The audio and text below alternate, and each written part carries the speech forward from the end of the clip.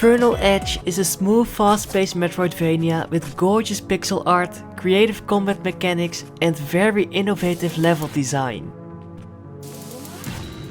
You play as Vernal, a young woman seeking revenge because of what her estranged father did to her in the past, and now it's up to you to uncover the many secrets this kingdom holds.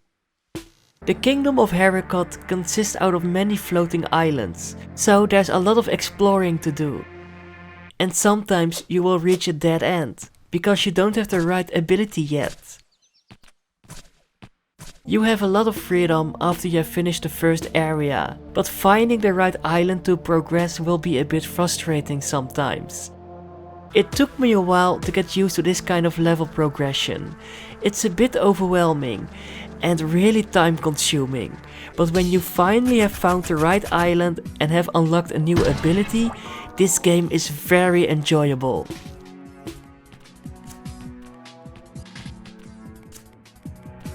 The level design is really fun, because it has many gimmicks and many movement based abilities are there to keep it fresh and exciting. All the new abilities are well implemented and they make sure the game doesn't slow down. And this is great when you have to traverse back to your airship, because you have reached a dead end.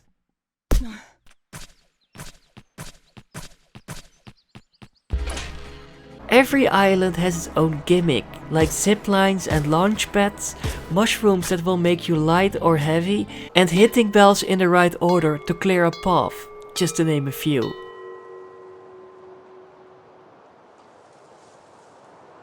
The game always managed to keep my attention, because the level design never decreased in quality, even when it has so much variety. You also have these portals to the unreality, a different dimension that doesn't have a map, so you can imagine you will easily get lost in this dimension. I like the design of the unreality, but just like the overworld, it can be a bit overwhelming. Some portals will lead you to a new ability, but others can lead you to a giant area that you will have to visit multiple times, because otherwise you can't reach certain islands. The game doesn't tell you this, so keep in mind that backtracking in the unreality can be really time consuming and frustrating, because you have to rely on your memory a lot.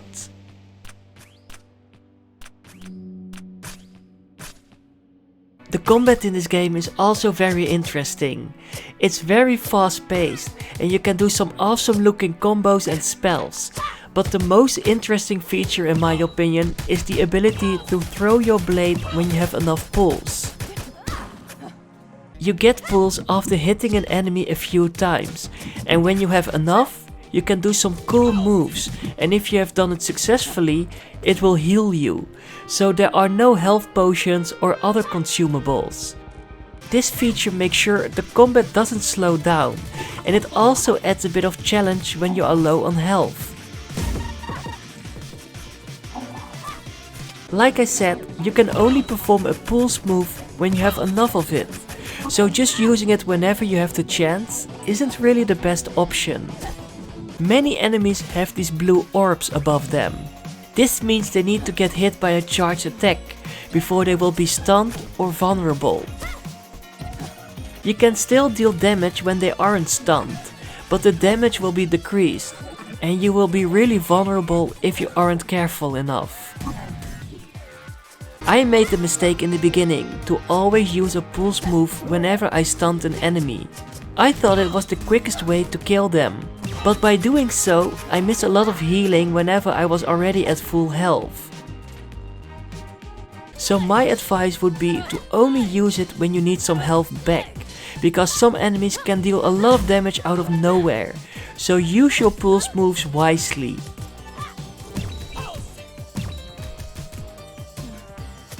I think this game is really unique, and I appreciate this game isn't your run-of-the-mill Metroidvania with one giant interconnected world. It would have made for an easier experience, but by doing it this way, it becomes more memorable. I will always remember being lost while flying in my airship and visiting islands multiple times just to check if I didn't miss something. So in general, Vernal Edge is a very well made Metroidvania, but a Metroidvania that takes some time to get used to. Every single island is a blast to explore when you have the right abilities to do so, but I can't emphasize it enough. You will get lost a few times, because the game doesn't hold your hand. It's all a bit overwhelming, but after you get used to this kind of design, you are going to love this game. I'm sure of it. The level design is never boring. The combat is really interesting and exciting. The overall presentation is gorgeous and full of details, and the boss fights are challenging but fair. I highly recommend Vernal Edge if you like fast-paced Metroidvanias and you do not mind exploring a giant overworld that is full of dead ends if you don't have the right abilities yet.